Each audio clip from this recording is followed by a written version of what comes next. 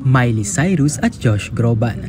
Ilan lamang yan sa makakasama ng award-winning Filipino singer-actress na si Lea Salonga na makakatanggap ng prestiyosong award sa Hollywood Walk of Fame. Sa kanyang IG story ngayong araw, ibinahagi ng singer ang isang screenshot kung saan makikitang ipinost ng Billboard sa kanilang website na isa ang kanyang pangalan na makakasama sa nasabing award.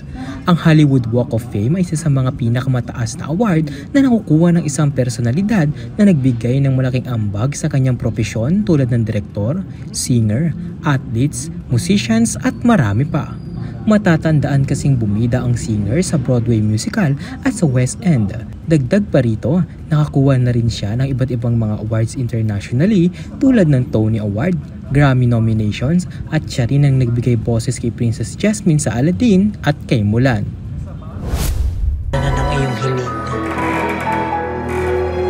Paano kung sa pagkakataong to, wala na yung dati niyang pagkalito? Kaya nung magtagpo ang mga mata niyo? Yan ang teaser video na inilabas ang content creator na si Sasa Girl sa kanyang social media account noong July 1. Matapos niyang makapag-produce ng sarili niyang queer movie na pinamagatang Multo. Pabiro niyang sinabi sa kanyang post na siya na raw mismo ang nag-produce ng sarili niyang movie since wala naman daw nagpopondo para rito. Isa sa mga nakasama niya rito ay ang aktor na si Martin De Rosario kung saan ito ang kanyang naging katambal. Kwento ito ng isang transgender na na-inlove sa isang lalaki, ngunit paano niya sasabihing mahal niya ito kung ito isa ng multo. Dinirect naman ito ni Rodina Singh na kilala rin sa paglaban sa karapatan ng LGBTQIA+.